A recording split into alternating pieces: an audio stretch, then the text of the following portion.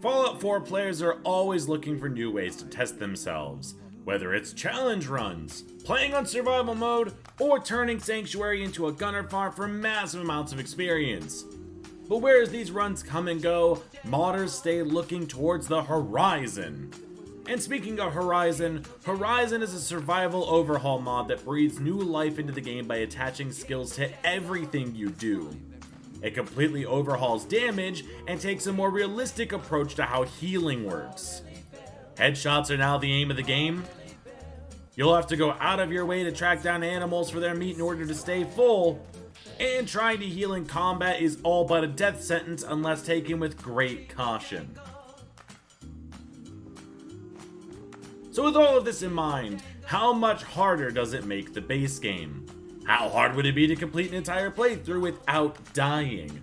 And just how long would that take? For our first attempt at Horizon, I decided to make our character Will Smith.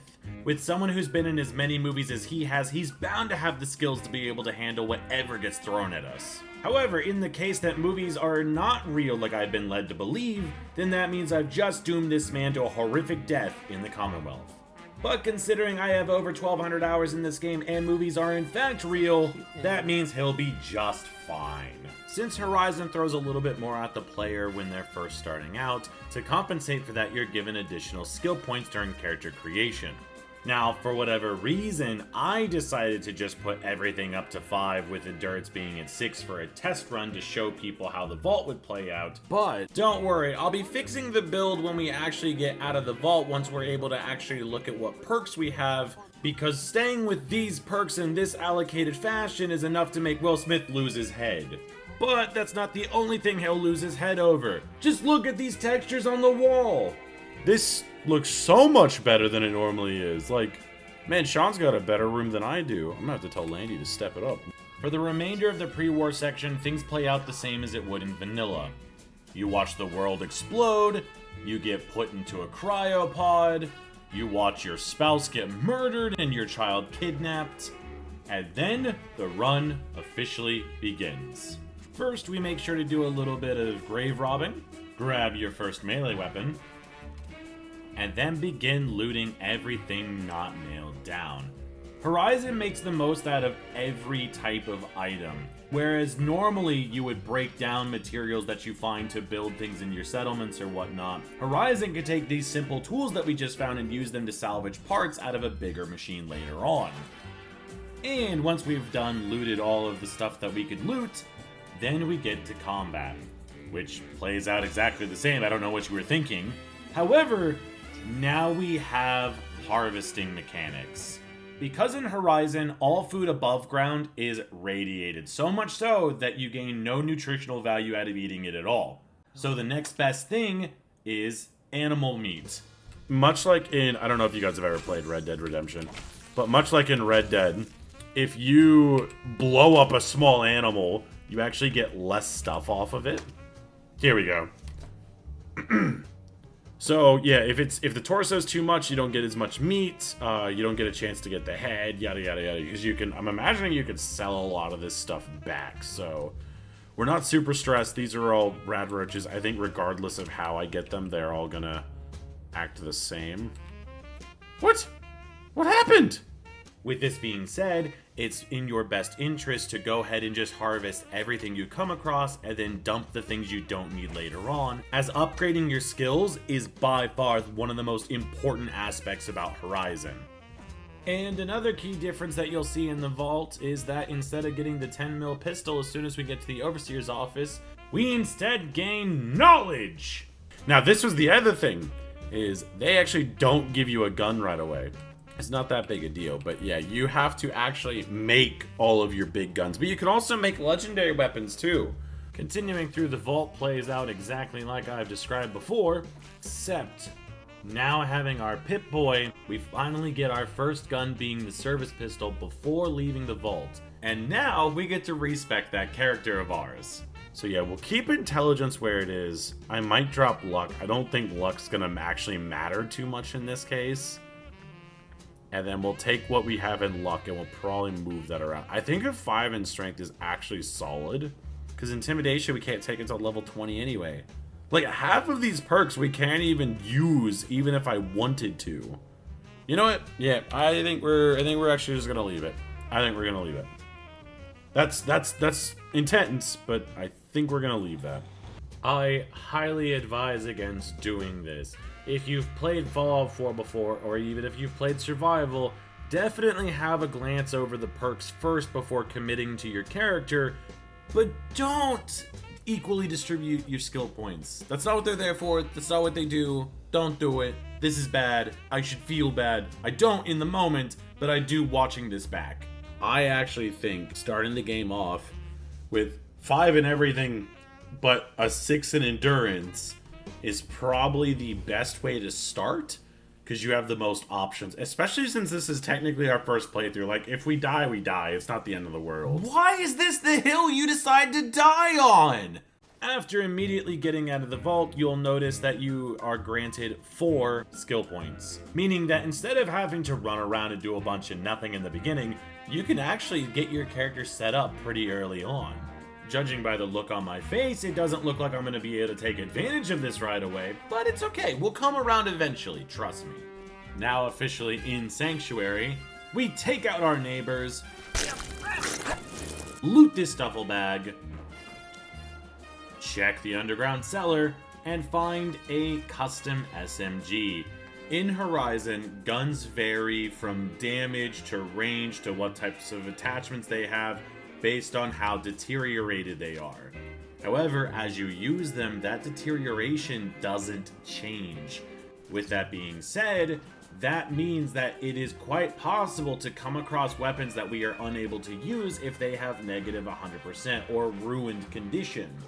But on the other hand, vendors throughout the Commonwealth will sell you sealed weapons, meaning you'll have a perfect condition weapon at your disposal if you're willing to pay the caps for it.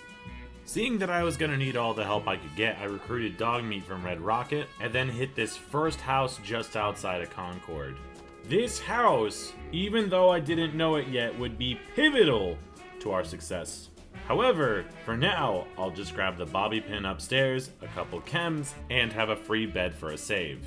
Now, normally at this point, I would then head into Concord, break the Minutemen out of jail, and then move on with the playthrough.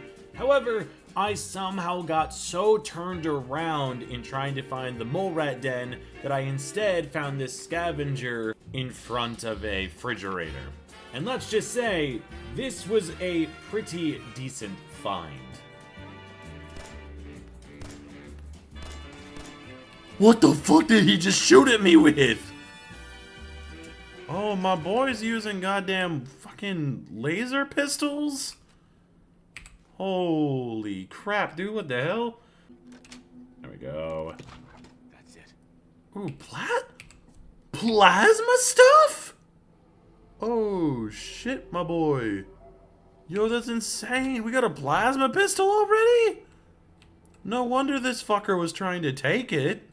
Now taking the fight to the Raiders in Concord, Dogmeat did a lot of the heavy lifting outside before we finally moved into the Museum of Freedom. And inside the Museum of Freedom, I learned about salvaging. When you take down an enemy in Horizon, it's inevitable that you will come across supplies that you can't use, whether you have better guns, better armor, so on and so forth. So, just scrap everything that container has. Horizon will turn it into usable scrap that you can combine with your field kit to make items on the go. Or you can hoard those materials until you get back to one of your settlements and then craft materials there. It's a great way to implement not wasting supplies just because you can't carry them. After clearing out the rest of the Raiders in the Museum of Freedom, I finally met with Preston and the gang. And normally inside this room would be a perception bobblehead. But no, Horizon changed that too, so now we just get an additional skill point. Now I'm outside taking the fight to the Raiders that have stormed the museum, but of course, Horizon has changed this encounter as well. So yeah, power armor still exists, and that minigun, they significantly reduced the amount of ammo. Normally when you pick that bitch up, you get like 1,300 rounds. This time they give you just under 5. So the interesting thing though, is this is the mod doing this, not me. But instead of getting a full-size Deathclaw, you actually get a young Deathclaw. You actually get a little tiny guy. And you know it's not me because I didn't change the names. But I'm just going to let that little baby Deathclaw go nuts over there. It may be a young Deathclaw, but that does not mean it took any less ammo to take down. With the Raiders and Concord defeated and getting my grubby little hands on everything they had, I met back up with the Minutemen and then tailed it back to Sanctuary. Dogmeat found something? What'd you find, Dogmeat? What'd you find, boy? You didn't find anything, you useless dog. Useless. And this is where I came face to face with the Universal Crafting Station. Here you can craft attachments for guns, ammo, clothing, healing supplies. This one-stop shop has it all. Now leaving Sanctuary, we begin our trek to Diamond City. And along the way, we run into a familiar and unfamiliar vendor. What is this? What is this? Besides being absolutely gobsmacked at such a celebrity that is Oscar the Grouch, this really shows that all vendors have been completely stripped of anything that they would have had base game and given a Horizon specific sell list. But if you're used to going to vendors to get legendary items, it's not gonna happen this time. But enough messing around. Let's go visit Cambridge Police Station and see how much that's changed. There are 2 landmines at the end of this road. Now, I know where they are. I can go around the landmines. That's not the problem. I'm kind of risking everything on a landmine at this point. Which, if anyone has watched me knows, we're not exactly the best when it comes to landmines. Now, Dogmeat nearly walked over one and it didn't do anything. So, if we're going by Frost rules, we lose right here. If we're going by Fallout 4 rules, I have a chance. Okay, well, we're going by Horizon rules, and I can't actually disarm them anyway, so it does not matter. Don't touch landmines. Oh my god! At least it gave me a long enough time to figure it out that we can't do anything. After Cambridge, we continue making our way to Diamond City, to which I immediately went and grabbed a front row seat to the Paul Sam fist fight. Before convincing them to put their differences aside and help me set an ambush. Because seeing how much everything costs in this game now, money is going to be a necessity. And thankfully, my charisma stats allowed this plan to actually go ahead. Go on, Sam. I've got your back. What's that? Enjoy the view from 6 feet under. Wait a minute. Well, I guess it's up to me then. Making use of the confusion and a sweet crossbow I found, taking down the triggerman wasn't too difficult. And whereas I did make a bunch of caps, my chem payout may have been severely gutted. Yeah, I let them die, but I got all the stuff. That's all that matters. Here comes the money! Oh wait, it's not even good. I did all of that for like nothing. They thought about it. Oh god, they knew. That's probably why he had so much stuff. That's alright though, 1200 caps is nothing to scoff at. And considering as I was now at the Boston Commons and struggling to see enemies in the night, that money would help tremendously to acquire any weapon with a scope. Or acquiring someone with a scoped weapon. Thankfully, Good Neighbor is just nearby. Everything's negotiable. You drive a hard bargain. You better not mess this up for me, McCready. These caps didn't come easy to me, you know? Upon heading out of Good Neighbor, we got the jump on some gunners and managed to actually come across a scoped custom rifle. Looks like I don't have to spend my hard-earned caps after all. Now, let's see how this works against the Triggermen. This is the comment. We need to get the hell out of here. Unless you like being killed. I still say hello. That's a way slippery little.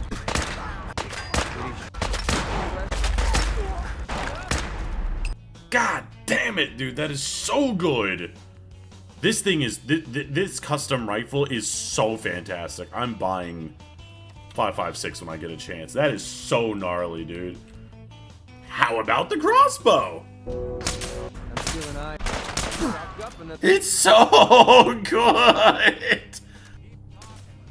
Oh my god! And he's even got a special weapon too! Oh my goodness gracious! I'm going nuts! With Nick Valentine joining the group, the Triggerman extinction could continue, and even though Horizon changes a lot of things, the pre-war food in this vault was still able to be consumed, staving off hunger for just a little while longer. Eventually making it to Skinny Malone, I fumbled the speech check and hit the jet, flying around with the grace of someone acting against a green screen, and although this firefight left a lot to be desired, my team won the team deathmatch, allowing us to leave. We all returned to Diamond City where I stocked up on supplies for the adventure to come. Heading into the second day still deathless, I was feeling great, but besides the obvious UI changes and damage rebalancing, I wasn't really feeling the true weight that Horizon brought to the table. That is, until I went to Fort Hagen.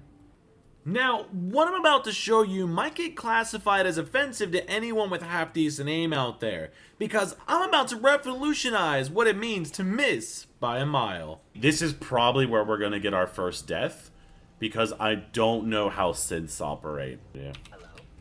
Yep, that's what I was afraid of, that's what I was afraid of, that's what I was afraid of. Again, I have not fought synths yet, so I'm not 100% sure. This almost feels like hitless at this point, just because I don't know what we're up against here. Oh dear. Yeah, I think we're boned. Actually, I do have a way out of this. So, I just need to be quick. So, I need to go...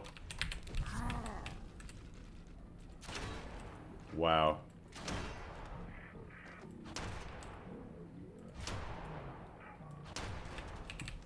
My god, synths are too strong.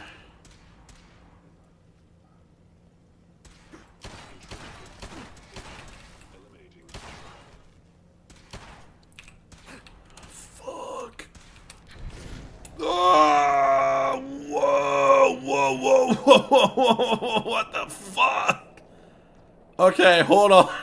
Hold on. Where the hell's the front door? Yo! Oh, fuck. Oh. Get around the corner! What the fuck are you using right now? Oh, the other worst part is that they followed me too. Oh man, this is intense. Brother, what the... Oh, I'm dead.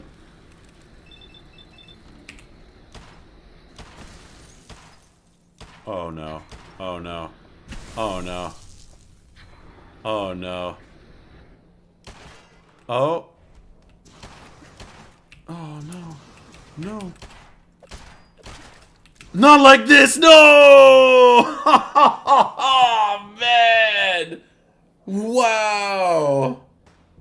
That's so weak! What the fuck is that? Somehow I managed to hit everything but my target? Don't act like that's no big deal. What a way to lose a first run. Alright, I've been humbled. Synths in Horizon are a massive force to be reckoned with. And as you saw, if you decide to take them on without at least some inkling of prior prep, you're gonna have a bad time. For a first attempt with barely glancing at how things truly work, I'm not too upset here. This just means our next run is gonna go way better, right? We emerged from the vault, decided to try our hand at taking on super mutants, which didn't go as well as we had liked. Became a street samurai and defended the honor of the local comic shop against deodorant-less degenerates. Watched another Colonial Tap House pay-per-view fight before going and taking on mobsters for their chems. Told the local soy boy that I was taking the majority of the stash, only to get blindsided by my hubris and thinking that I was gonna get away with this scot-free. Here we go. Let's see what we got going on here. Oh, here we go. This is what I'm talking about. Alright, well we got a little bit of stuff back. What are you doing here? What are you doing in this house? Why is he here? This isn't his house, though. Am I aggroed? You're fucking joking. Dude. Oh! Holy hell.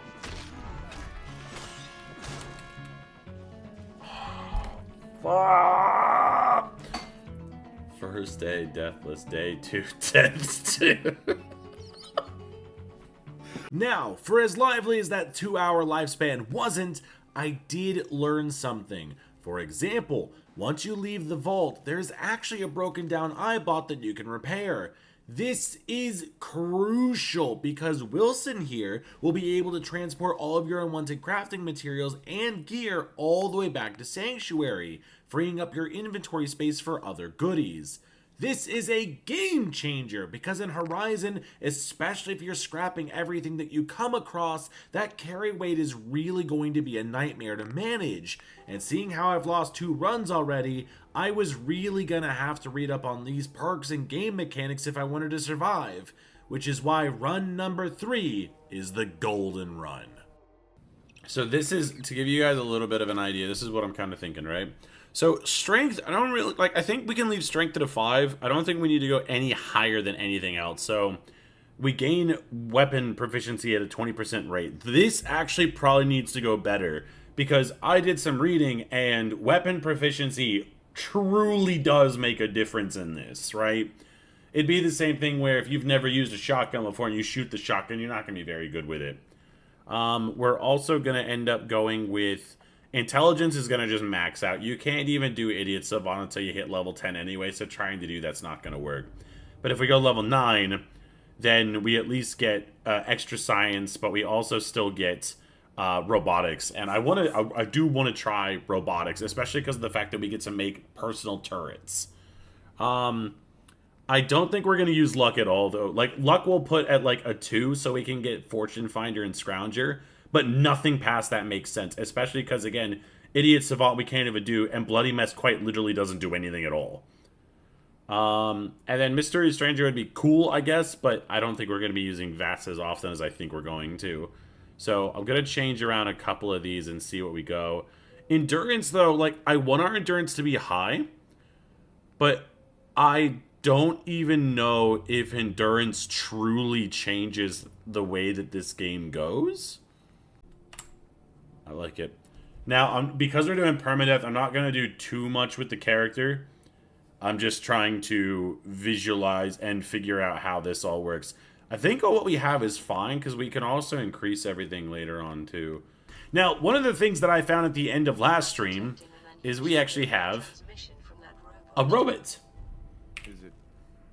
So we can actually repair this guy, but we have to go find some stuff. Hello, Wilson. So yep, you can just give him cargo, and he'll just run it all the way to the back here.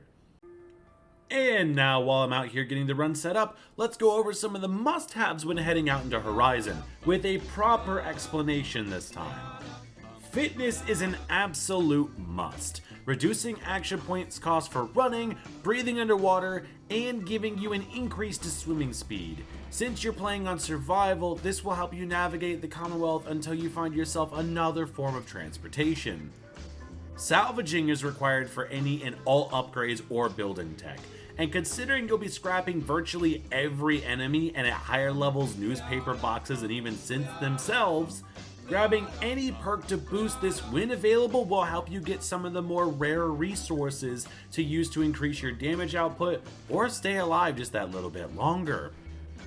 Medic allows you to craft better versions of bandages to heal yourself, and with a higher medic skill, you also use less supplies when doing so. Since you want to save combat stims for the most dire of situations, you're going to be using these a lot. Or paying at a doctor, which is a cheap alternative if you have to stop in town anyway. Just keep in mind though, this is a slower overtime heal. Make sure to give yourself plenty of room to breathe, as taking damage while trying to apply bandages will actually cancel out the command. And hunting, which can be leveled pretty easily from just harvesting every animal you come across. It increases your chance of finding edible meat. Stopping off at vendors to buy food from time to time will help you stave off hunger, but trust me, Stocking up on the meat of countless random animals you'll come across will keep those negative stats at bay, which can straight up reduce the amount of healing you gain. These are some of the core skills to focus on that are, in my opinion, the basis of any build going forward. But since it looks like I'm finally all set to go, let's see how we actually use these skills and if I actually put my brain to use. Heading into Concord with the Custom 38 from the underground bunker, I tore through the raiders. Until I met with the gladiator. This one enemy put the fear of God in me. It wore an entire suit of metal armor and shrugged off my bullets like they were nothing.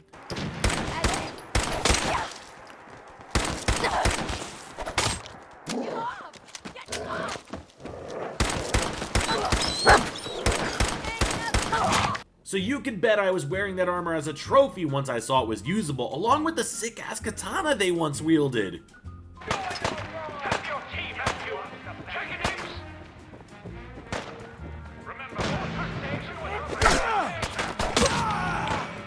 We can one-tap raiders with this? Oh yeah, well, most of the time. Melee damage in Horizon seems to be scaled really high, which means combining heavy armor to basically render ballistic weapons useless and charging foes is a sure way to shut out fights. But that still means you have to play it safe. Get him, baby Deathclaw! With the Minutemen now saved for a second time, I headed back to Sanctuary to craft up some supplies, and seeing how I wanted this playthrough to last, I figured siding with the Minutemen was a necessity. You know, strength in arms, that sort of stuff. So grabbing Codsworth for the road, we began our hike to Ten Pines Bluff.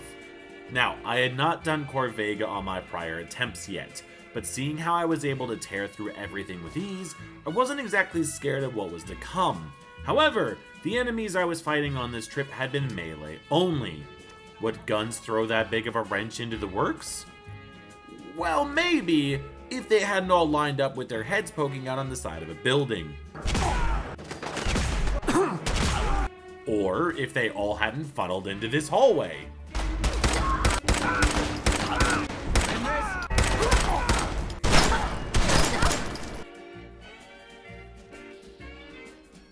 Man, it'd sure be a shame if this guy didn't die. No, no, no, no, no, no, no, no! Besides that uphill start to Corvega, once the area stabilized, it became pretty by the numbers. I mean, this is a starter dungeon, there isn't a whole lot of variety here, which means Jared wasn't long for this world. Especially not with a Protectron out for his blood. Although, this quest did net me a legendary weapon, a heated pipe rifle.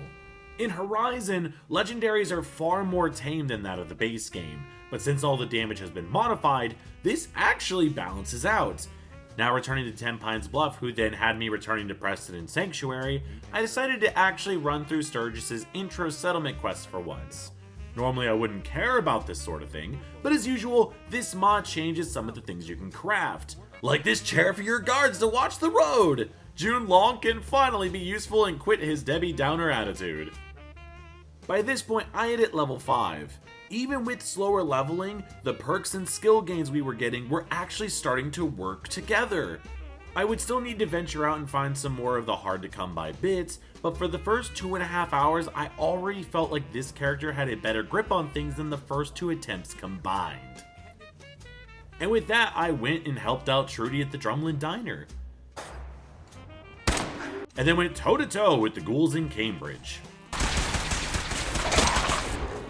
Which went extremely well, netting me tons of experience and not wasting ammo in the process. Steel armor trivializes ghouls. And to continue on this confident of a feeling, I also took Dan's up on his request to venture out to ArcJet.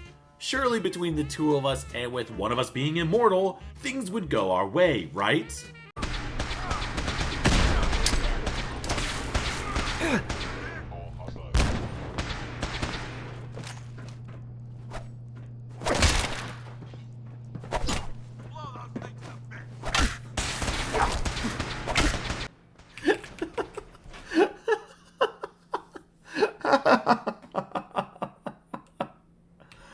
Oh no. we couldn't even fight the first 3? Nope, nope, nope, nope, nope, nope, nope, nope, nope, nope. I'm sorry, what? Those fuckers go invisible too? Mr. Deer, please don't kill me, dude. That would be so shit to get gored to death. Like, please don't. Okay, I killed 1. Fuck, really? I shot the tree? What the... Dude, the name is so fucking long on what that says. Oh, wow. Institute laser rifle, gamma wave scoped, and a... Dude, why would I not... Look how fucking big this is! Jesus Christ! No wonder I'm getting my ass kicked. These guys are using fucking, like, super weapons. Immediately heading into the next session, things went from normal to, is that Keanu Reeves? Too fast for my head to comprehend. Why the fuck is this baby death claw moving like this? Is it a harbinger of doom sent by the mod to make fun of the fact that I missed all those shots on the first attempt? And to make matters worse, now I was out here fighting raiders on the barge in front of Diamond City. The normal raiders didn't pose much of a threat, but just look at how strong this power armor is. This dude is practically eating my ammo. With no major sense of direction, I figured leveling up would be the only optimal way to go. So stopping off at Hardware Town made sense for some easy experience.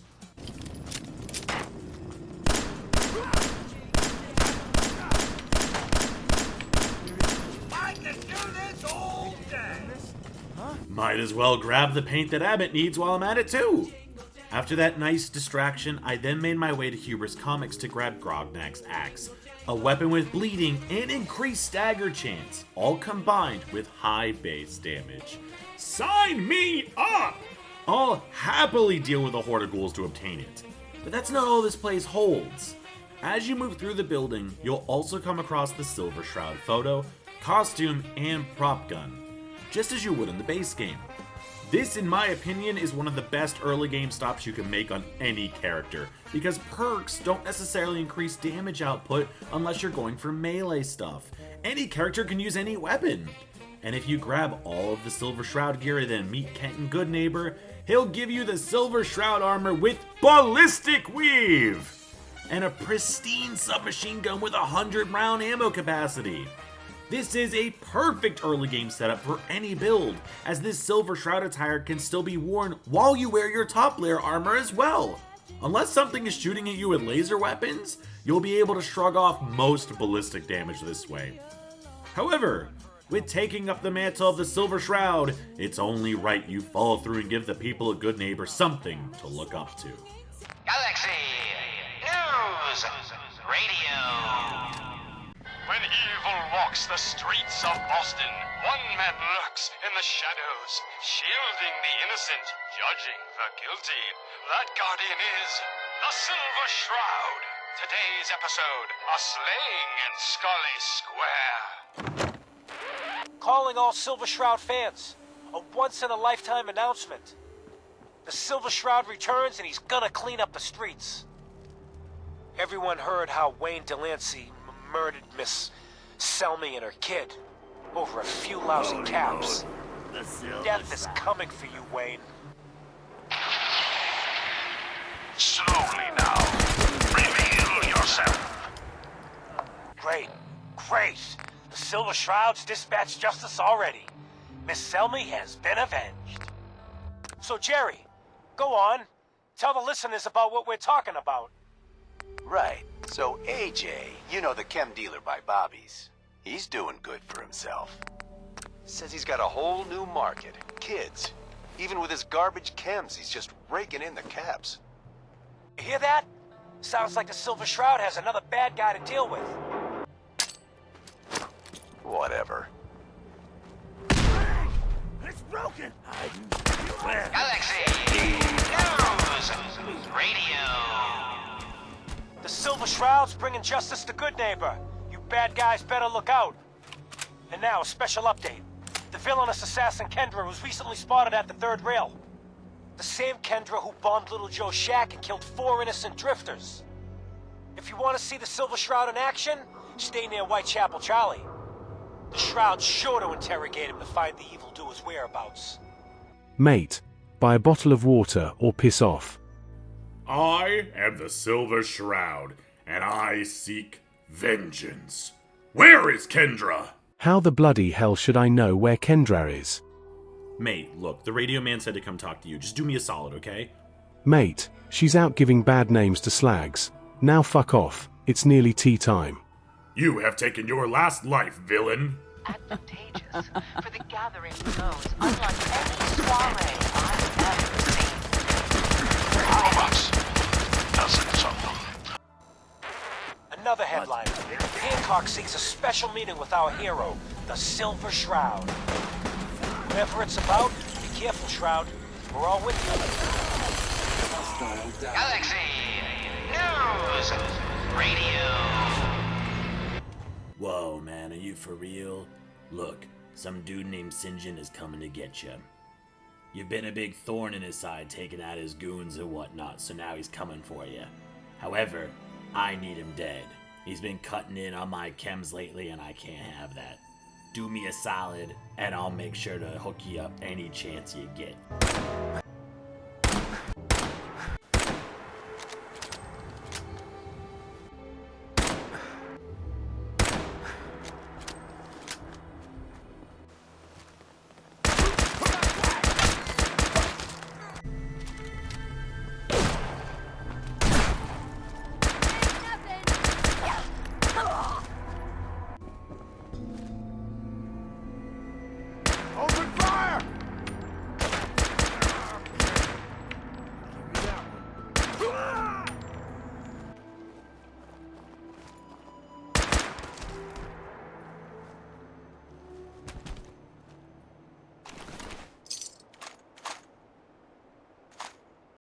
When evil walks the streets of Boston, one man lurks in the shadows, shielding the innocent, judging the guilty. That guardian is the Silver Shroud. Today... Here's the Silver Shroud update. In case you missed it, Kendra's reign of terror is over. She won't be... What? Oh, God, what's happening? On your knees, dirtbag. What are you doing? What? Ah! Sinjin, all clear. This is the Shroud's headquarters. So you must be the Silver Shroud's little friend. Yes? If you want to see your friend alive, Shroud, meet me at Milton General Hospital. Don't do it, Shroud. It's a trap. Save yourself. Ah! Ah! Oh my God! Do it, Shroud! Do it! Oh, my knee! Ah. Tick-tock, Shroud. Don't keep me waiting. We got business that needs finishing.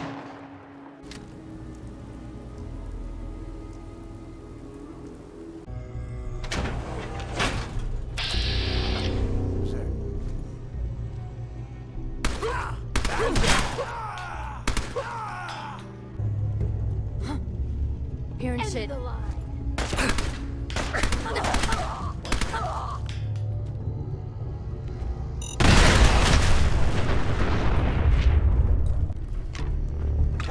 Found her, sorry ass.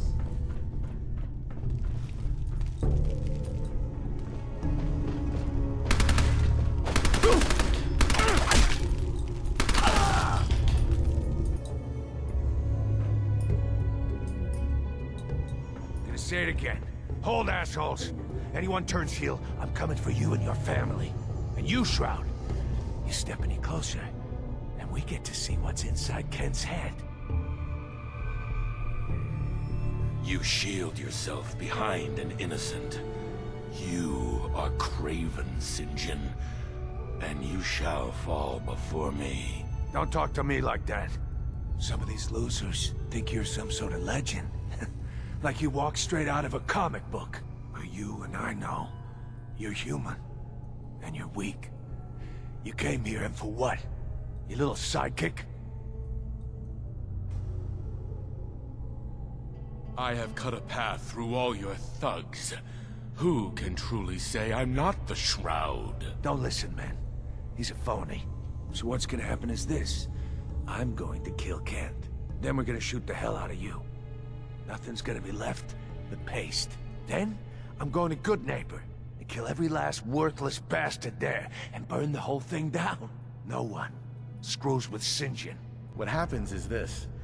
Everyone that points a gun at me dies. Every last one. Nice try. But they fear me more than they'll ever fear a loser like you. Say goodnight, Kent.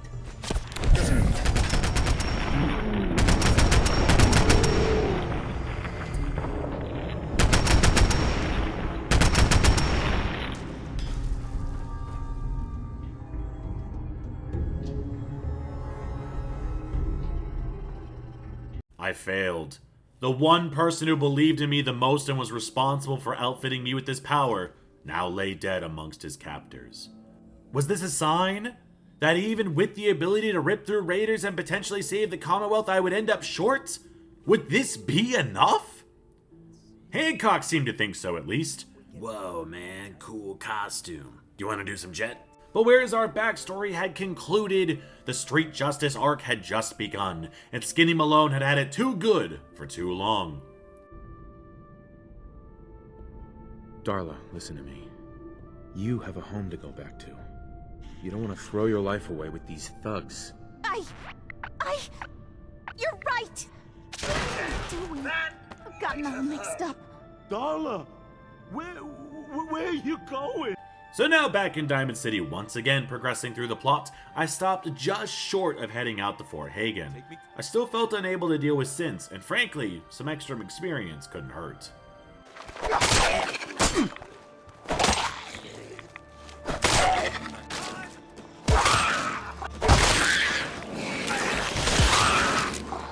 With the start of my settlement empire underway, I began touring the countryside in search of new creatures to terrorize and raiders to loot. And after a quick stop at Diamond City for some supplies and free healing, I descended on Backstreet Apparel.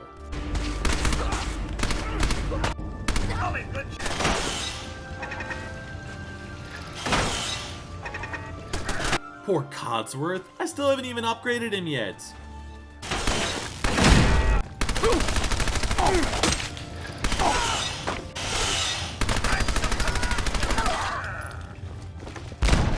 With Clutch and her goons defeated, I could report back to Oberlin and then Preston for more quests. When I did make it back to Sanctuary to inform one of the most useless NPCs about my submachine gun justice, he informed me that with that kind of firepower, retaking an old Minuteman settlement called the Castle would prove most beneficial to us in the battle to unite the Commonwealth.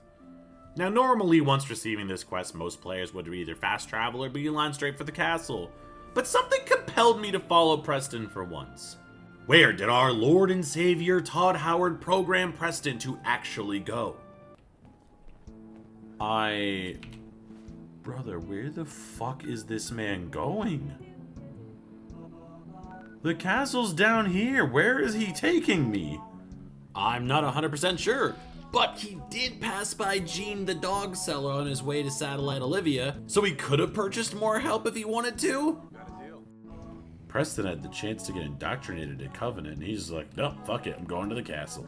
And as if his way to the castle wasn't already weird to begin with, he also took one of the most dangerous paths possible.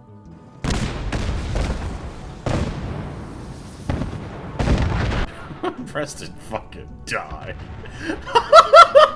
After somehow surviving that bridge of death, we also then got into a scuffle with raiders, but Preston was dead set to get to the castle. I guess you can't get lost if you just follow the only goddamn road on this side of the... Oh, nope. He's going off the path. What? Oh my god. The GPS is recalculating, but Preston is not listening. Brother, where the fuck are we now? Where are we going? Well, now Preston's just stuck in a tree. What the hell? Yeah, at this point, I'm almost certain Preston has a death wish.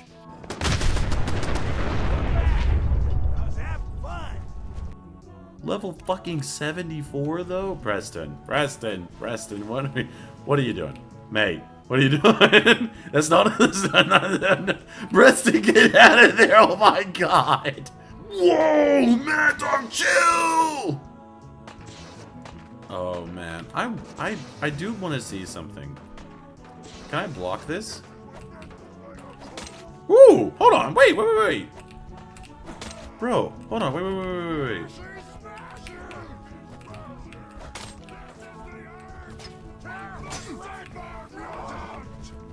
Oh, fuck. Okay, hold on. There might be a few more than I was expecting.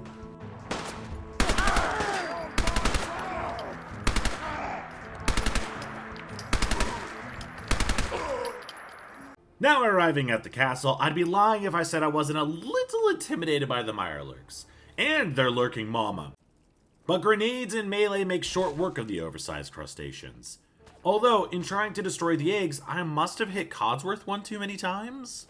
Oh no, I don't know a way to break these. What? Why?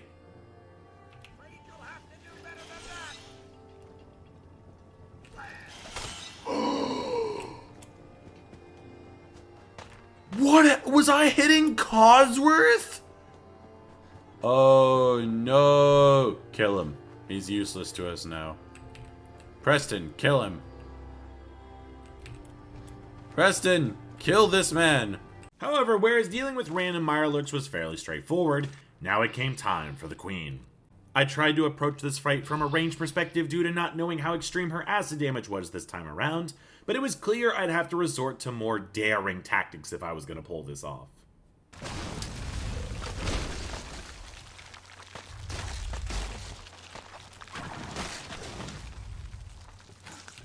What happened to the fucking mine I just threw?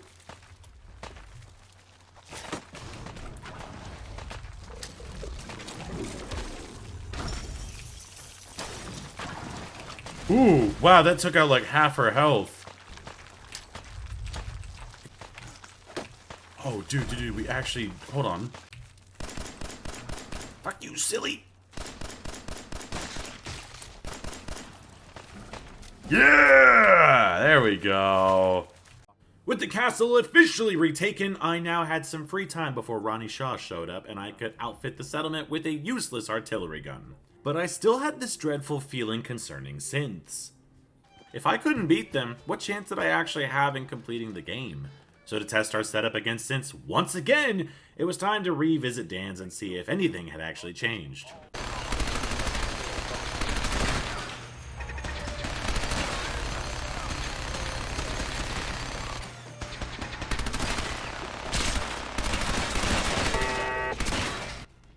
Hell yeah, there we go!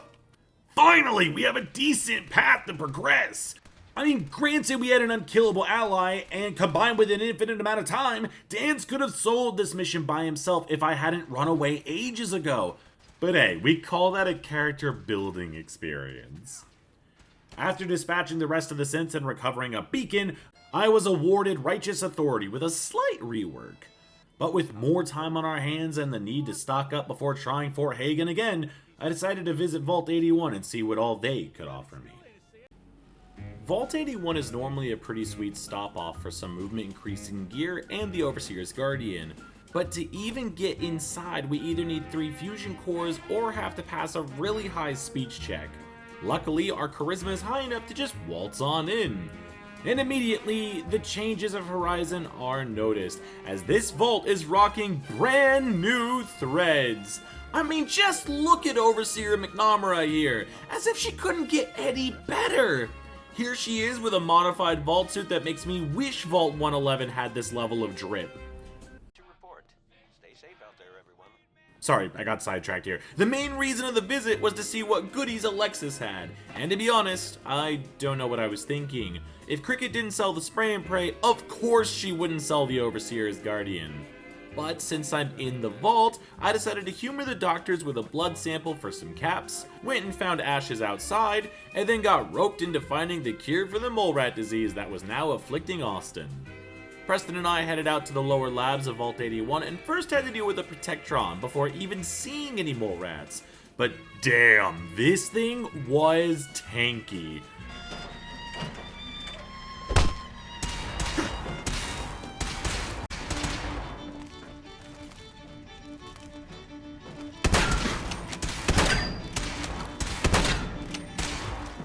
Resistances play a massive role in Horizon, and since this bipedal M1 Abrams wasn't going to let me pass with all of my health, I sadly had to resort to using a plasma grenade to gain passage.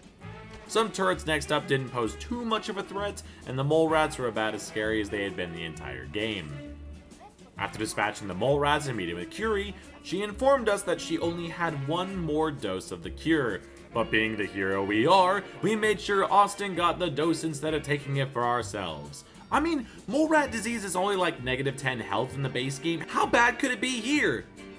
-3 strength? Okay, not the end of the world, but I could definitely see this being a problem if you didn't travel with companions or have Wilson at your disposal. Speaking of companions, we also picked up Curie to travel with us, and also received the Syringer for a job well done. With almost every companion unlocked at this point and the realization that Fort Hagen would be the make or break for any run going forward, delaying the inevitable didn't seem optimal anymore. But that didn't mean I couldn't prep for the occasion. So I first hit up Diamond City and purchased smokeless powder. This would allow me to craft up ammo back at Sanctuary, which I immediately began to take advantage of. Where we're going, ammo is going to be necessary. I then also crafted up as many healing items as I could. This might have been overkill, but I'd rather have too much than too little. So armed with over 100 first aid supplies and over 100 rounds of 45 and 38 ammo, with the Silver Shroud submachine gun being able to use both, this would be do or die, and die I would not. Kicking in the door to Fort Hagen, I was ready for whatever the synths could throw at me.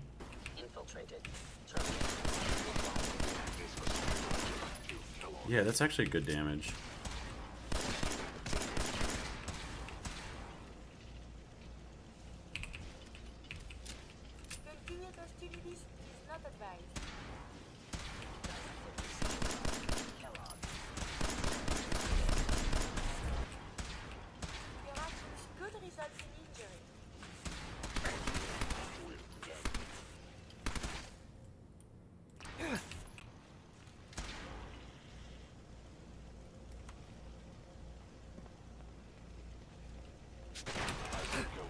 Here, yep, we're dead. Seriously? I died to the second synth? All that prep work and a character who lived for 15 hours gone? Just like that? Not gonna lie, this was a huge gut punch. And rather than resetting straight away, I decided to try Fort Hagen again and see what I could do to fight back. Because if I couldn't figure it out, I'd never complete this. The submachine gun did decent damage if given enough time, but not fast enough to outdamage the synth's laser weapons that chunked my health with every shot. And if in the case I tried to use laser weapons against them, the synths had incredibly high defenses to shrug off that damage as well. But with the odds stacked against me, I pushed forward, all the way to Kellogg. I had hardly any ammo, all of my healing was gone, and Curie was still doing nothing. How the hell was I gonna take out Kellogg? Well, believe it or not, Kellogg was actually the easiest part of Fort Hagen.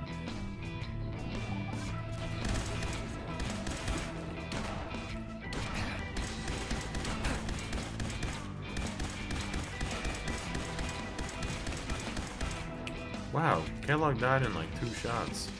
With the fort secured and now able to progress the plot, it was clear Fort Hagen was doable as long as I just took my time, because believe it or not, I only died once in that entire area. And making it outside, I decided to visit Dan's and see if the Brotherhood had anything to help me out with the synth invasion, and my god did they ever. Taking me on a trip to the Pridwin, I realized that I had been playing this mod entirely wrong.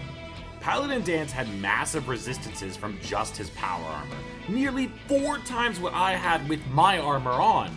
And that wasn't even the best it could be, as this one knight had 3 times Dan's defenses and a huge radiation resistance. That's just insane!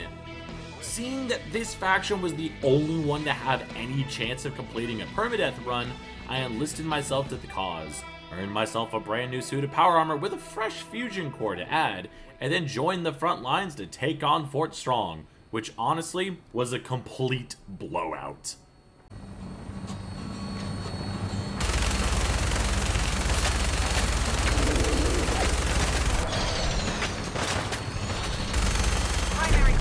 now.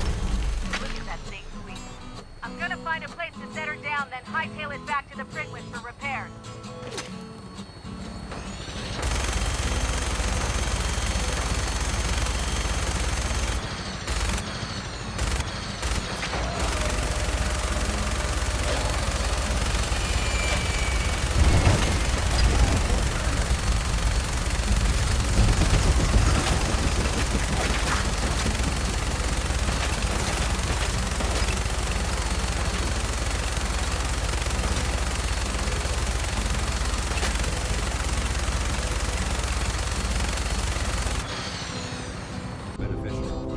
Someone there! Gotta be a good fight!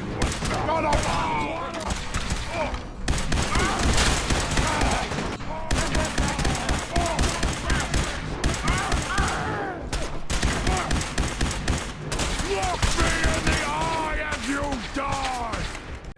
Now armed with the new knowledge that power armor was as useful of a tool as any gun was, this just meant if I could make it past Fort Hagen, the rest of the run was set in stone. But with guns hardly able to damage synths, how would I accomplish this? But before I could do any more planning, I tried to taxi back to the Pridwin only to watch as the game dissolved before my eyes. I had seen enough to come up with a plan, and now I just had to actually put it together. So beginning once again, I give you the embodiment of America, the physical manifestation of Sam Eagle, a true American hero, filled with family values, like pacing your home with no goal and waiting for the salesman across the street, who will almost inevitably hit on your wife when you go to work. And when that Vault Tech rep arrives, you tell him to put you down for a 9 in strength for Rooted, a 9 in agility for Blitz, a 9 in intelligence for nuclear physicists to make fusion cores last longer, and everything else into endurance because, my god, we're about to run some pockets on this attempt. Cue the end of the world! Now racing through the vault, we made it outside and immediately fixed Wilson, before grabbing the Grognak comic and the Your Special book, adding the extra point to endurance. For perks, we grabbed Rooted and Blitz, along with Big Leagues for crit chance and blacksmithing for upgrades later. We raid everything we can in Sanctuary, grab dog meat, and then grab a free pristine baseball bat from this first house in Concord. I told you we'd be seeing this again! We tear through the raiders with some ammo at first just to use it up, but make sure to grab all ammo heading forward as it'll act as free money. Hitting level 2, we add another point to endurance and then head inside the Museum of Freedom, which goes about as well as you'd expect.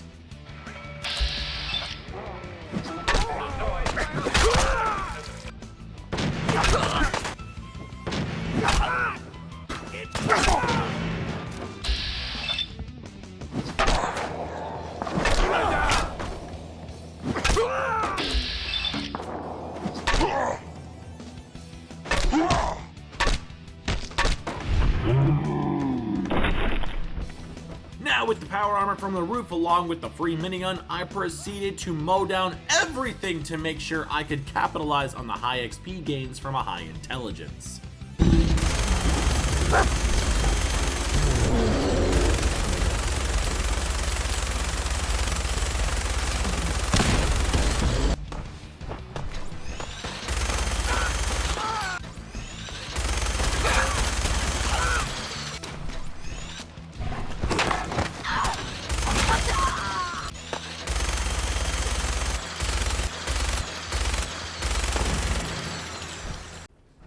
But instead of walking the Minutemen back home, I just beelined it for Cambridge, of course, while helping Trudy out in the process. At Cambridge, I burned through the last of the minigun ammo and then fought off the remaining ghouls with my bat. All XP is worth it at the moment, and I'm not letting Dan steal potential levels here. Once the ghouls were defeated, I immediately went with Dan's to ArcJet. On one hand, I needed another fusion core, and I knew that ArcJet had a free one near the junk jet. But the main reason was to see just how a melee build would stand up to synths. If I could shut them out now, this run would have a great chance of success. Oh my god, they have a fucking cryolator? Okay, so this guy coming up? We beat the shit out of him.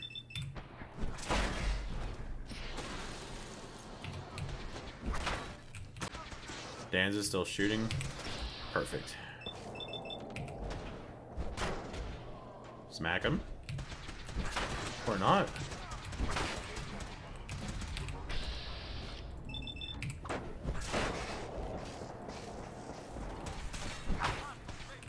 Dude, this setup is so nice. This setup is so nice.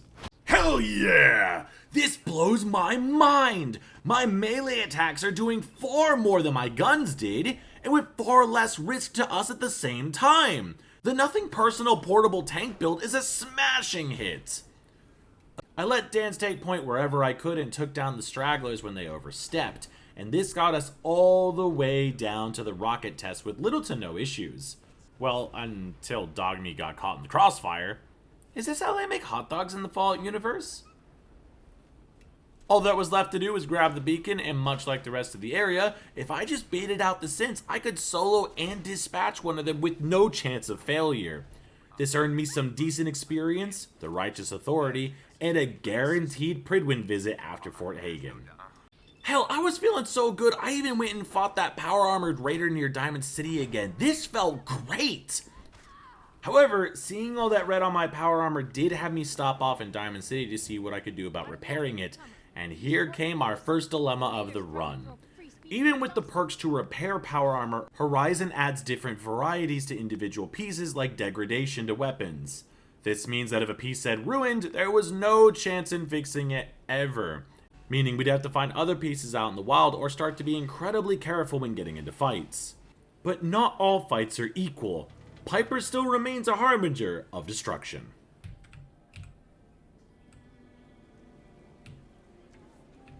What the fuck is this? Oh my god, dude. What is this? I'm so sorry. Okay. Seeing that Piper herself could disrupt reality at any given moment, I recruited her to track down some more power armor parts, which didn't exactly turn up in our favor at first.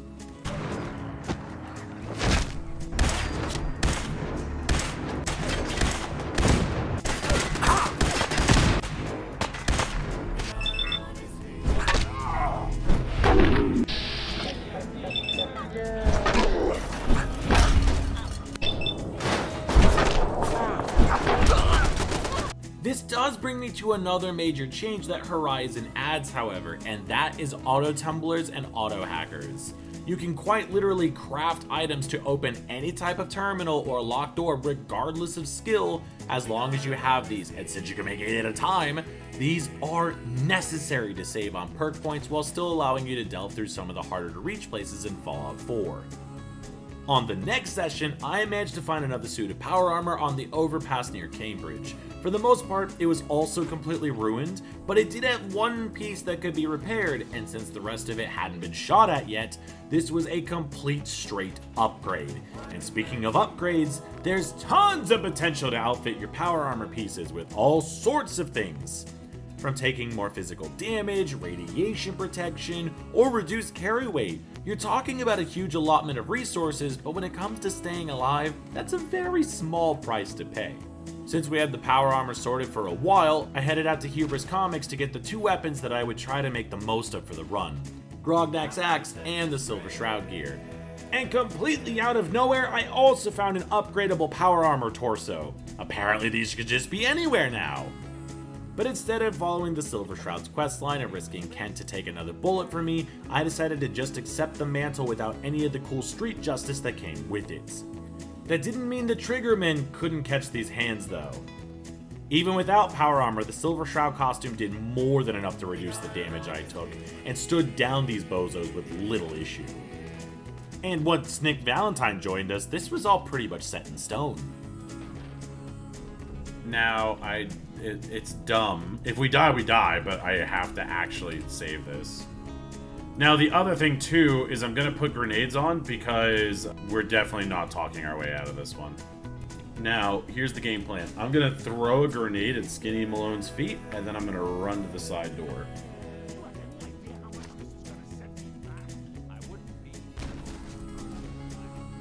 Oh. Oh, shit. Yeah, okay. That worked really well, actually. Yo, did I basically take out the whole squad? Yeah, Skinny Malone's leg is fucking broken. Oh shit. Oh shit. Wow, that worked really good. Now back at Diamond City, I immediately put some oomph to that torso I found, giving it a decent boost to radiation damage to cancel out the gamma weapons that synths could spawn with, and adding even more ballistic defense. And after breaking into Kellogg's house, Piper, Dogmeat, and I ran straight to Fort Hagen, power armor on and ready to bash some synths.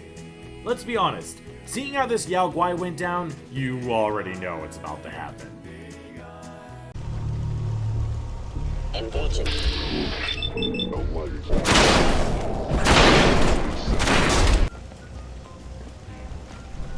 Damn. Lost.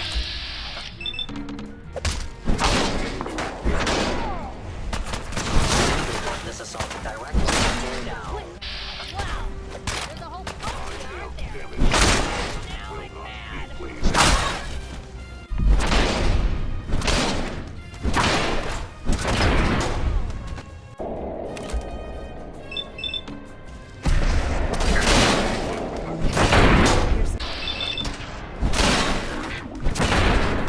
There was a synth with a Gatling laser on the second floor that put up a bit of a fight, but since it wanted to keep walking back and forth, I just waited for my turn to shoot and could progress. But I will say the damage this thing could dish out was nutty. Without power armor, I for sure would have lost here. On a more cheerful note, I also learned that Piper's secret ability was rubbing off on me here. Okay, now if I remember right, there's two dudes. One to the left.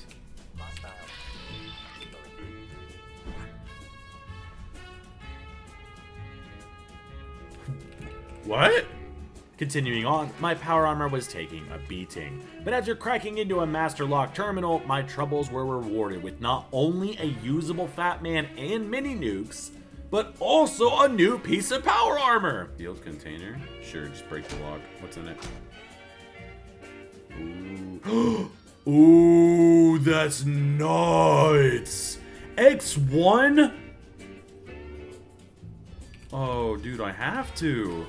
Holy fuck, that was oh my gosh, that's crazy, dude. And as far as Kellogg goes, I somehow didn't kill him with a grenade, but his synth seekers learned the might of my fury. All just mere moments before Kellogg got his own serving. Where's your other synth? Because if you come up to that door, you're boned.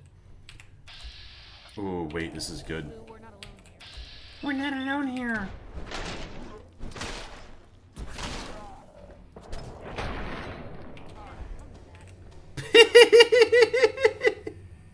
Yeah, that's what I thought was gonna happen. So, because I have that wide arcing thing, I killed Kellogg without even looking at the damn guy.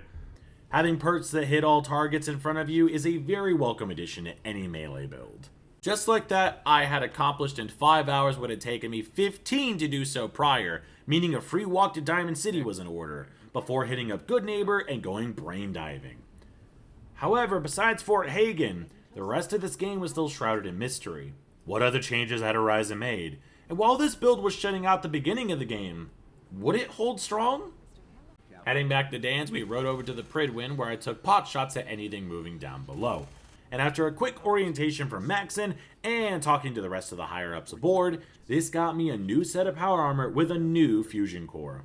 Not only that, but I could borrow the extra one Dan's kept on him. And after that, we infiltrated Fort Strong once again. Primary target down. Look at that thing bleed. I'm gonna find a place to set her down and then hightail it back to the Pridwin for repairs.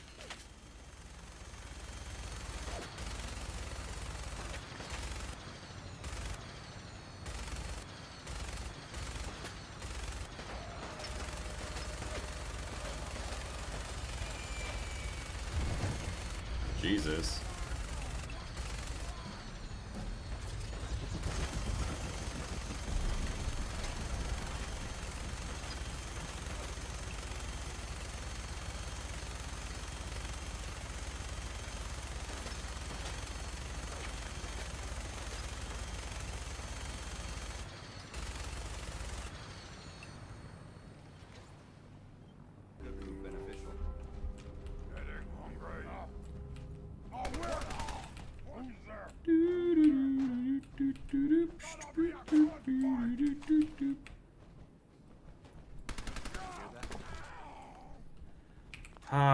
It actually feels like we're not even playing the same game anymore. It doesn't feel like it's the same game.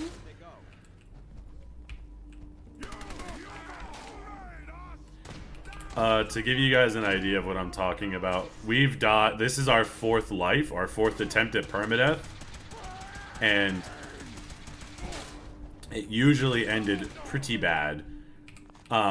We had a run go for like 18 hours or something like that, and then we died in Fort Hagen, unfortunately. But it's so funny because we're almost not having any problems whatsoever now. Ooh, prototype, yeah, there we go. Plasma cartridge, sanitized water. That's kind of cool. Yeah, we're going absolutely silly now. Okay, got a little close, but it is what it is. More plasma. Lost a little bit of health there. Little bit of health. But also the amount of XP we're getting too is crazy. I'm gonna take that just as a second backup weapon.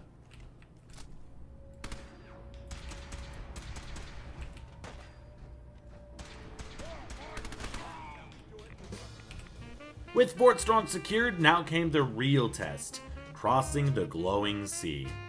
I figured with the new power armor we had, the radiation would be kept at bay, but considering that I'd have to walk the entire way at least once, this meant taking a taxi to Fort Hagen and trying to run the entire way. What's wrong with my gun? Scared. I think it thought I was going to be shooting out of the ship with my laser gun, and so it spawned me in with my laser gun. But I can't shoot with my laser gun. Pew pew pew pew pew pew pew pew. Pew pew pew pew pew pew pew pew pew pew pew. Pew pew pew pew pew pew pew pew pew. Look, plane, it's trying its best, okay? Wait, you have to re-recruit Dans? Oh, okay. I thought no, I didn't. We just gotta be a little careful then.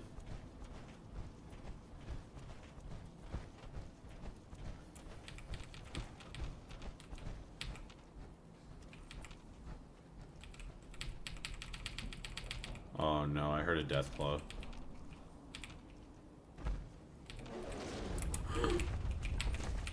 Oh, it's a chameleon. I heard a deathclaw jumps in its den. Well, I was trying, like, I thought, like, okay. Is that a fucking Yao Guai? Surely this wasn't a sign of what's to come? Making it to the glowing sea, I was immediately blown away by just how much radiation I was getting. Look, I took Rad-X before coming here, and yes, the glowing sea should actually be a threat with how much radiation you get. But a constant 4 radiation a second is crazy, considering I have nearly 400 health. I mean, losing almost 20% of my health just passively is a pretty big issue, especially since Radaway is a lot harder to come by than normal healing supplies. But as far as the enemies are concerned, I really didn't have to fight anything at all, and I even ran past the Deathclaw guarding Virgil's cave. Not like that'll be an issue later or anything. After yelling at Virgil for having the worst crib in all of the Commonwealth, he informed me that I would need to go and take out the Corsair Green Tech genetics to actually have a chance at taking on the Institute. So, heading outside to call a vertibird, I realized I'd now have to fight this Deathclaw, and considering it was a chameleon, meant this would be a fight for the ages.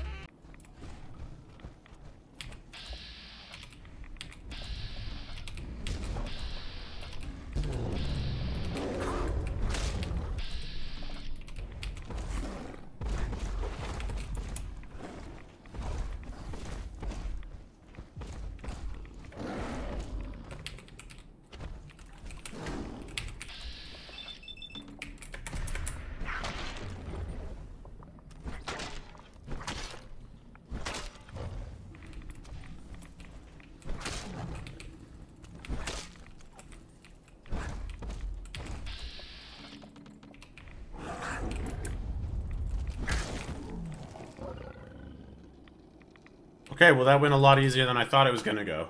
Or not? Onwards to green tech!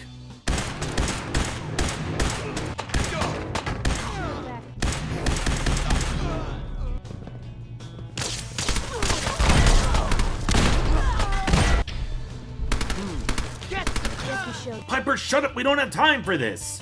Since the gunners seem like a breeze, I can only assume this means the Courser is gonna rock my shit. It has to! Jet, run up, and then lay him out. Oh, you think so? Headshot with Goss first? Okay. We headshot with the Goss, then we run in and do everything else.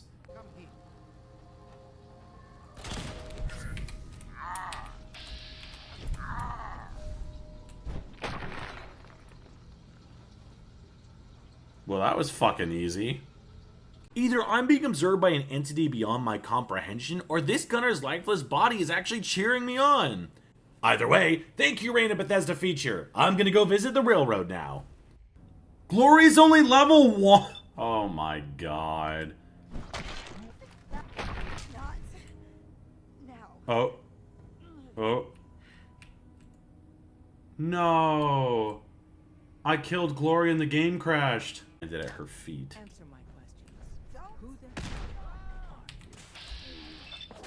Why did that do no damage?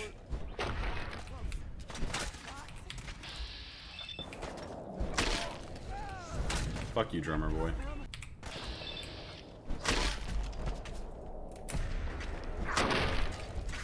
My god, they made Deacon like the strongest fucking dude here. I'm not stressed about him, I'm stressed about you. It's only a matter of time.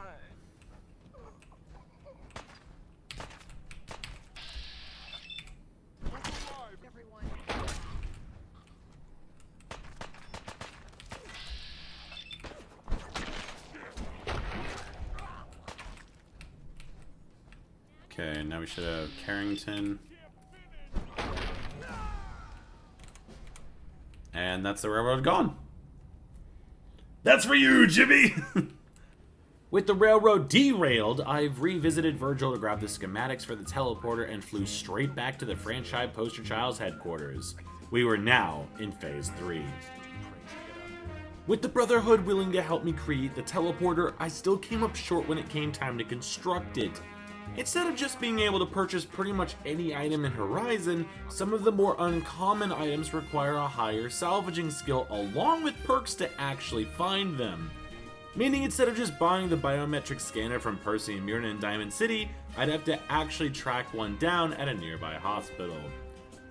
However, while virtually every enemy was one axe swing away from a meeting with the big Todd upstairs, I still tensed up at the sound of a suicider. And this feeling only intensified inside when I couldn't see where the potential touchdown was coming from. Okay, now if I remember right, there's not actually a whole lot of... I don't remember there being a lot of people down here. Dude, hearing that beeping is stressing me out. I'm not even joking. Jesus. Yeah, I'm gonna go get the biometric scanner.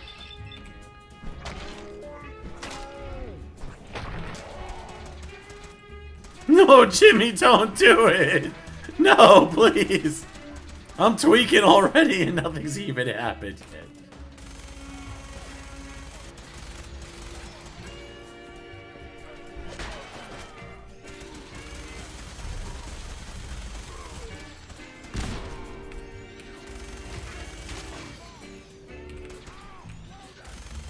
Why the fuck are there so many of them? Ah! Dans, I don't want to go out there, man. I'm tweaking and we haven't even done anything. I will say, though, this minigun is absolutely shredding. Holy crap. Ooh. Cool, we got a new axe out of that. That's actually kind of sick. After that successful smash and grab, I headed back to the Boston airport to finish off the teleporter. And right as I was about to head in and show off my new axe, I instead got asked by Maxon to play it cool and seek out a Dr. Lee. She would help me create the easiest run up to the end game, and Maxon was willing to make sure I succeeded as long as I also did some running around for him, just to make it a fair trade. Teleporting into the Institute, I got to work sucking up to the head of management before moving around and pretending to care about some science mumbo-jumbo that these nerds tried to tell me. Look man, I'm spec'd into melee in a game that doesn't have combos. You're gonna have to slow it down if you want anything you say to actually stick. Eventually, I did track down Dr. Lee, and since my charisma was so low, this meant I'd have to head into the lair of a pissed-off Assaultron to track down some intel on Virgil. And I won't lie, I wasn't looking forward to this at all, especially since I hadn't had to deal with any laser blasts on any attempt yet. So why not skip it?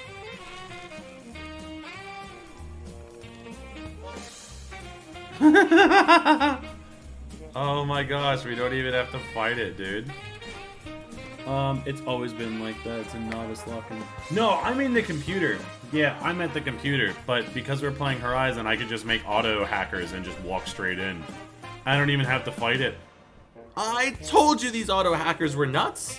So now with her officially owing me a solid, we headed back to the Boston airport and got to drool over the future where we could set Liberty Prime loose on the Commonwealth. But without any type of firepower, our communist hunting robot would be reduced to nothing more than a pissed-off toaster. Heading off into the world to tiptoe on the edge of the glowing sea, I'd be lying if I wasn't a tad bit worried. I was running dangerously low on vertibird signal grenades, and like I said earlier, Radaway is a lot harder to come by in Horizon. Since I was heading out into this quest with nearly 10% of my health gone, I'd have to do this quickly if I wanted to keep my skin on my body. So, popping a taxi grenade, I hitched a ride to Virgil's cave and then raced over to the Sentinel site, losing another 10% of my health in the process. We're off to a great start. Hopefully inside will go a lot smoother. Throw a grenade around the corner, let the grenade go off. Actually, wait a second. Can't I just turn her off preemptively?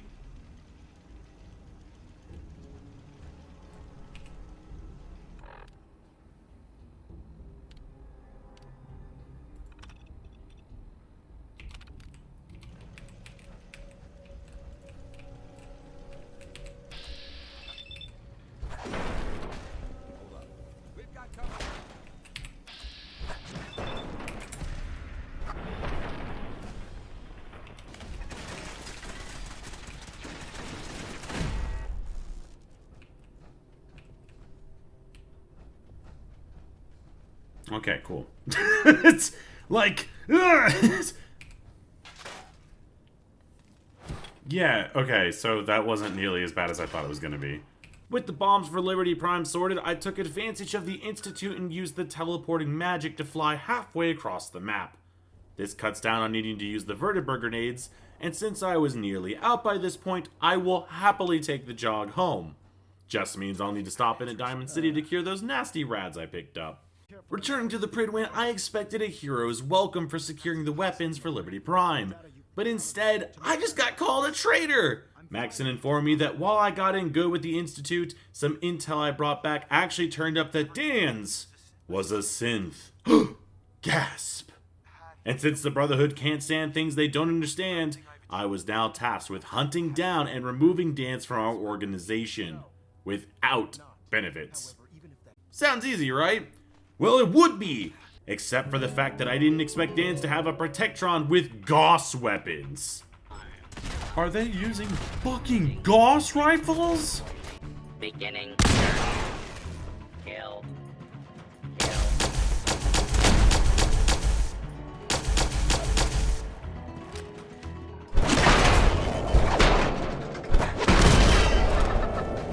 I've never been prouder of you.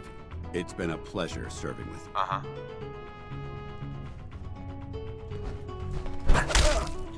Ad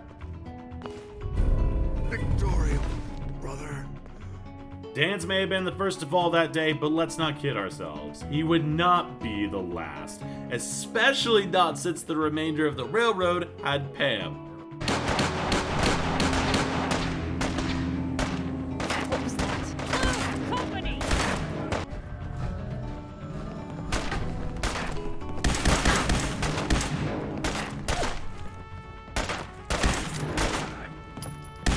Oh, God. Oh, God.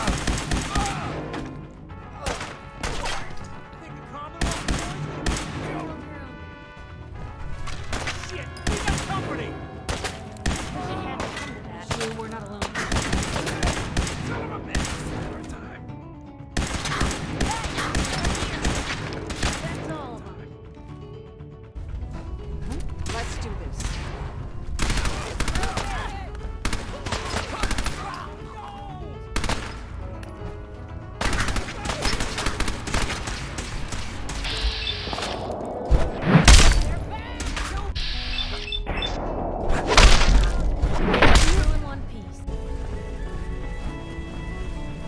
The end was just around the corner, the final lap, and unfortunately it had one of the missions I was most worried about, retrieving the super battery from Mass Bay.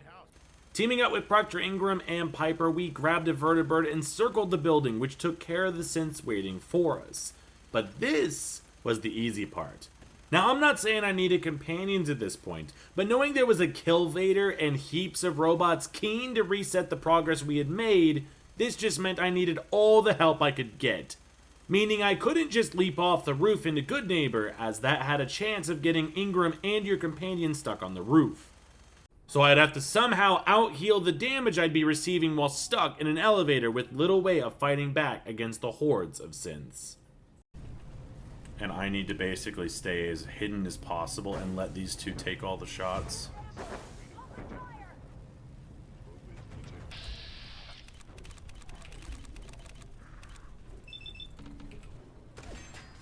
Really? The stagger on this is really good.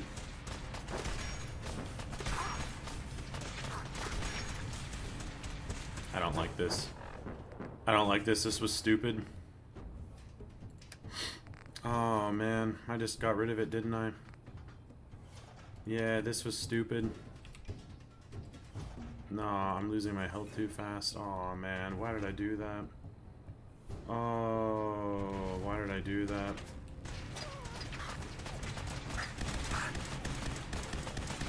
Oh no. Oh no, why did I do that?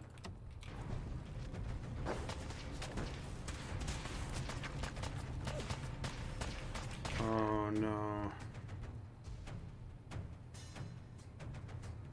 Oh no.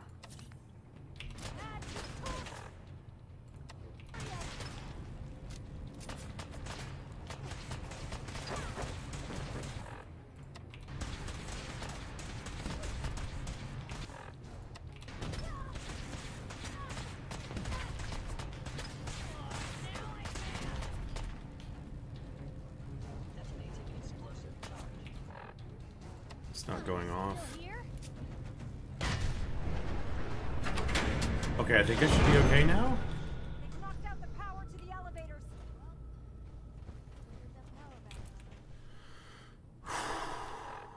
I'm not gonna lie. I genuinely thought that was it. I thought we were gonna die in that elevator. And as if this didn't already have me paranoid with the remainder of the dungeon arguably being the harder parts, I wasn't exactly exuding confidence. I'm giving him something though, Trippy. I'm giving myself palpitations, my guy.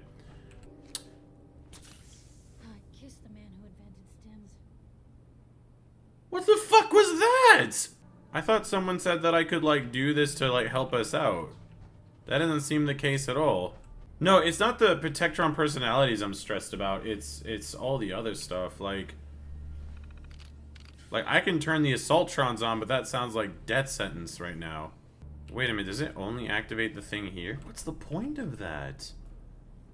So if I turn these on, it's not even that it stops them from spawning, it just That makes no sense. I'm just activating it earlier. Did I tell you that I told my colleague about Goody being in the island game today? Oh no, you didn't. Yeah, I told Nico Bolas. That's cool. And he was super excited, but I don't think he's going to play it. So.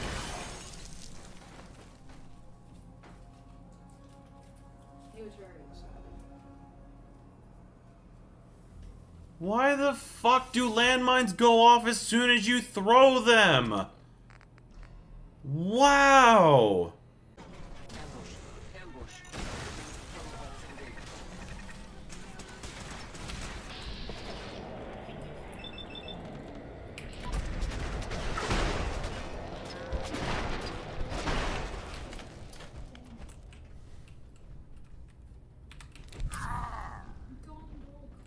Wait. Oh, they're both dead. Yeah. Is it here? Ah, here it is.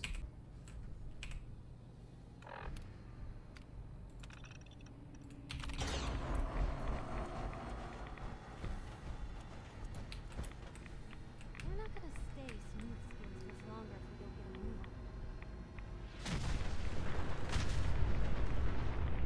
on. Okay, that should be everything. Ah, that should be everything. Look, okay, I'd rather play overly safe than mess up at this point, you know what I mean?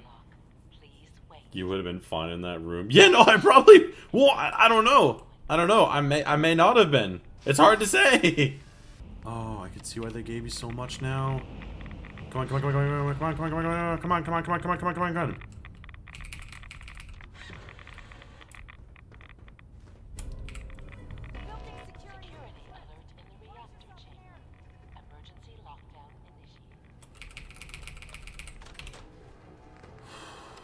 Please work. Please work. Please work. Please work. Please work. It doesn't even get rid of them! With the agitator secured, I wasted no time running back to the Pridwin. I stopped by the doctor to cure those silly rads and made sure to grab some new power armor pieces, which is an absolute steal, by the way, with Brotherhood membership. 2 caps per piece? This is an economy the base game could only dream of. And with our supplies topped up, the only thing left to do was to set Liberty Prime free and follow it to the last quest of the run. This was do or die, make or break, fail or success.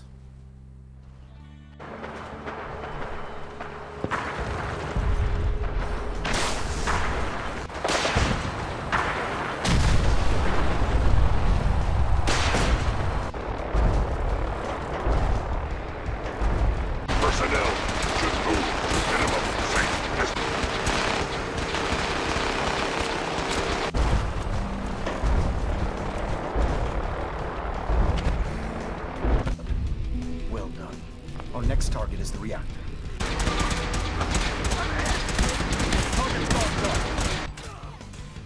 What? She's not with me. I didn't do it.